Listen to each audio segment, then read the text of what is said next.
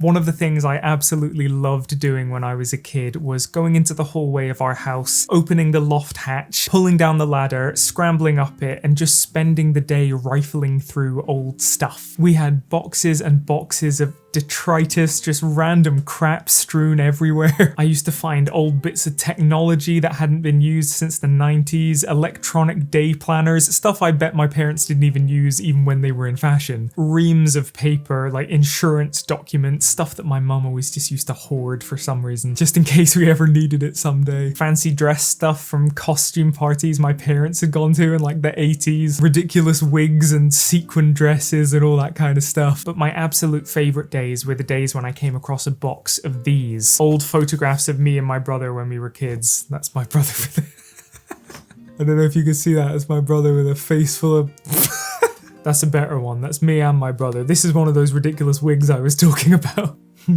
I know everybody thinks they've got cute kids, but we were really cute kids. And these are all photos that were shot on film, you know, we didn't have copies of these on any of the computers in our house. The only way you could look at them is if you found them in a box of photographs at the back of the loft. And it wasn't just photos of my childhood, it was also photos of my parents' childhood. And it's funny, you know, growing up I did see a few photos of my dad when he was younger, but not that many. And certainly, I think I was probably 14, 15 before I ever saw a photograph of my mum when she was a kid. And that's not because my parents were like secretive or embarrassed about their childhoods or anything. It's just because all the photos of them when they were kids were in these little envelopes at the bottom of cardboard boxes in the very back of our loft. And that's just what I very briefly wanted to touch on in this video, was that, you know, that was such a massively magical part of my childhood. Being able to go up into the loft and find these half-forgotten memories at the bottom of cardboard boxes. Coming across that stuff every so often and, you know, looking at these photos of your parents and being reminded that they are real people who were kids once just like you, which is something that children are very bad at remembering. That was a really big part of the magic of my childhood, and it's something that I slightly worry about with my future children and even just the children of today. All of our photos now are, you know, digital photos, and they exist in directories on our computers and they are instantly accessible. You can find whatever photos you want. If you just want to see photos of your mum, you can type her name into Apple Photos and it'll show you every photo of your mum. And obviously that's amazing, and it's so efficient and it's so useful to be able to immediately find the photograph that you're looking for. But what about the photos you're not looking for? The photos that you just come across because you were looking in a box one day and you see a little envelope and you open it up and all of a sudden it's a photograph of your grandfather when he was 8 years old, and you're like, I didn't even know we had this. Moments like that, at least for me when I was growing up, were so incredibly important because they gave me this kind of naturally occurring drip feeding process of discovery into my grandparents, some of whom I never really got to know, one of whom I never got to know at all. Every so often I would come across photos of my granddad who died before I was born, and I got to see photos of him with my mum that I'd never seen before, and the photos of him smiling would reinforce all of these stories I'd heard about him as a person, how he was just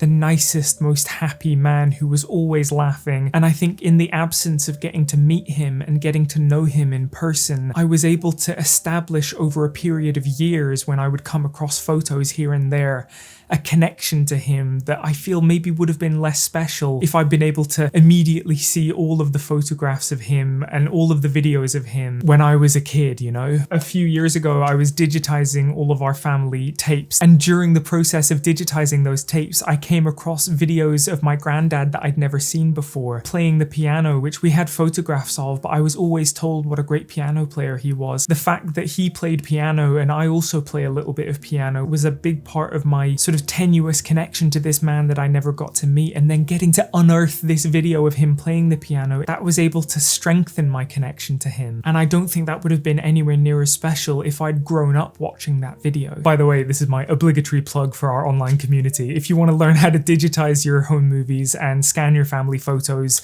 and conduct a video interview with somebody that you love and then edit all of that together into a life reel, a short documentary film about your loved one's life, come and join us in the life reel community. It's totally free. free to start learning, and you can get your hands on a list of over 100 questions that you could ask your loved one when you interview them. I always have to mention that at some point in these videos, and that was me mentioning it. I've just been thinking recently about how am I going to artificialize that drip feeding process to my children, because I've spent the last few years digitizing all of our family photos and our family home movies. All of that is now centrally accessible on hard drives. You can find any photo you want whenever you want to find them. But I don't want my kids to just be able to immediately, instantly see any photo that they want from our entire family archive of photographs. I want them to have that same magical experience that I had when I discovered these photos, discovered these videos, was able to establish a connection to my ancestors over a period of years when I would come across stuff for the first time. I know that somewhere out there there's footage on film of my dad when he was a kid and of my mum when she was a kid. I'm hoping at some point very soon to go and visit the people who have those film reels and be able to digitize them and see video of my parents when they were like really young children, which is stuff I've never seen before. I have one video of my mum when she was maybe, I don't know, 6 years old, but that was like a VHS video of a film being projected on a wall, so it's not the greatest quality, and I don't have any of that kind of footage of my dad when he was a kid, and I'm really looking forward to seeing that. So even though now I'm kind of like our family historian, family archivist, there's still stuff of my family history that I haven't seen yet. I'm still getting to experience that magical feeling of coming across stuff that I've never seen before. And so I'm making this video not just to illustrate that this is something that I found incredibly beautiful and meaningful about my childhood, but I'm also making this video to ask for some advice really on how should I artificially withhold some of our family memories, some of our family documents, because I've thought about making folders full of photographs that are only accessible to my kids when they reach a certain age, but something about that feels a little inorganic. It just doesn't give them the same ability that I had to just unearth things, to discover them, you know? It's just something I've been thinking about. I mean, look,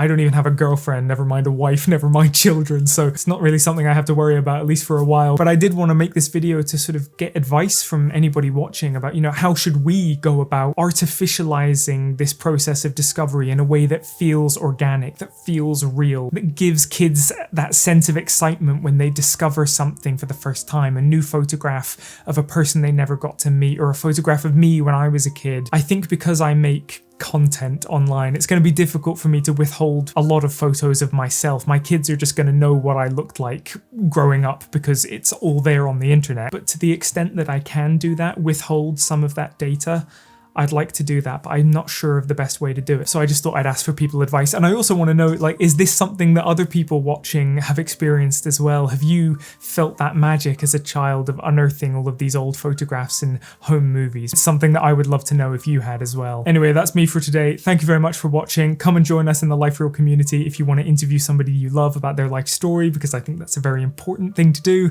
And until next time, bye. Hello. I'm, well, you know me, I'm Oscar. This is a picture of me of when I was little. I don't know, how old was I? About 3? Oh, good times.